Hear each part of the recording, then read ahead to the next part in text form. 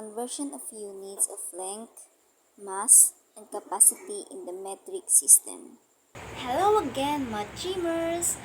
I'm Teacher Rhea, and our topic for today is all about converting of units of mass and capacity. Subtopic number 2. Converting units of mass and capacity. Mass. Mass is the amount of matter an object contains. Weighing scale. A weighing scale is a measuring tool used to measure the mass of an object. Capacity is the amount of liquid that a container can hold or contain. Gram is the basic unit of measure for the mass of an object, while liter is the basic unit of measure for capacity or amount of liquid in the metric system. The prefix kilo means 1,000. Thus, 1 kilogram is equal to 1,000 grams. The prefix milli is used to express smaller units. Thus, 1 gram is equal to 1,000 milligram. Mass conversions. To convert mass in kilograms to grams, multiply the number of kilograms by 1,000. To convert mass in grams to kilograms, divide the number of grams by 1,000. To convert mass in grams to milligrams, multiply the number of grams by 1,000. To convert mass in milligrams to grams, divide the number of milligrams by 1,000. Capacity conversions. To convert capacity in liters to milliliters, multiply the number of liters by 1,000. To convert capacity in milliliters to liters, divide the number of milliliters by 1,000. For mass conversion. Example number 1. How many grams are there in 35 kilograms? Solution. 35 times 1,000. Answer, 35,000 grams. Example number 2. How many grams are there in 24,000 milligrams? Solution, 24,000 divided by 1,000. Answer, 24 grams. For capacity conversion. Example number 1. How many liters are there in 408,000 milliliters? Solution, 408,000 divided by 1,000. Answer, 408 liters. Alright, to check if you really understand our topic for today, let's try answering these followings. Number 1. How many grams are there in 23 kilograms?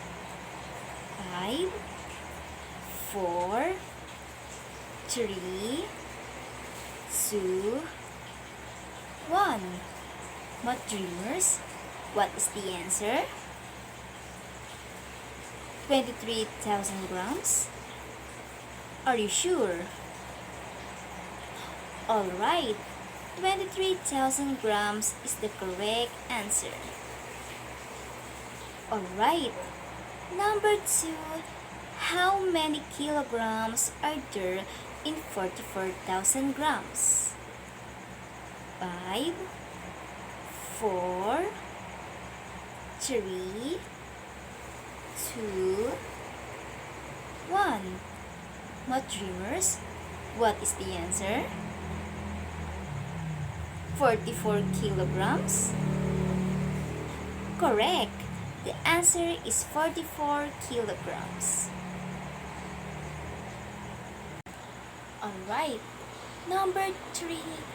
How many milligrams are there in 21 grams? 5, 4, 3, 2, 1. Math Dreamers, what is the answer? 21,000 milligrams? Are you sure? Correct. 21,000 milligrams is the correct answer. Alright. Number 4. How many grams are there in 14,000 milligrams? 5, 4, 3, 2, 1. Math dreamers, what is the answer? 14 grams. Final answer? Correct. 14 grams is the final answer. Math dreamers, you're doing great. Alright, we're done with the mass conversion. Let's proceed to capacity conversion. Number 1, how many milliliters are there in 54 liters? 5, 4, 3, 2, 1. Math dreamers, what is the answer? 54,000 milliliters?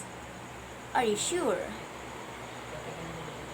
Alright, 54,000 milliliters is the correct answer. Alright, number 2, how many liters are there in 314 milliliters? 5, 4, 3, 2, 1. Math dreamers, what is the answer? 314 liters? Final answer? Correct. 340 liters is the correct answer. Subtopic number 3. Word problems involving conversions of units of length, mass, and capacity. To solve word problems involving conversions of units of length, mass, and capacity, the following steps are followed. What are the given facts? What is asked? What is the number sentence? And what is the answer to the problems? Example, Laila has 3 meters of wire. How many 20 centimeter wires can she make out of her material? What are the given facts? Laila has 3 meters of wire and she needs to cut 20 centimeters of wires out of it. What is asked?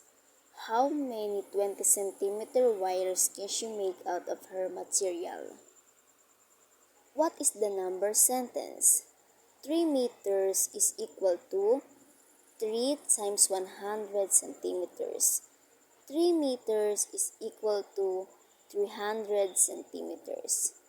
Number of cut wires is equal to 300 divided by 20. What is the answer to the problems? Number of cut wires, 15. Answer.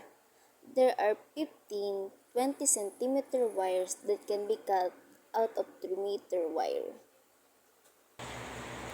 Math dreamers, in order to solve word problems involving conversion of units of length, mass, and capacity, there are steps that needed to be followed. So, what is the first step? Alright, the first step is, what are the given facts? The next one, bingo! What is asked? What about the other one? Alright, what is the number sentence? And last, the last is, what is the answer to the problems?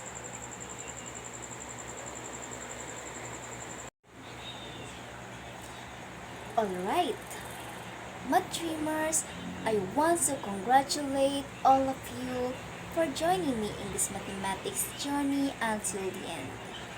I hope you learned a lot from this lesson. So now, I want to officially say goodbye and hope to see all of you again in my next journey. Bye!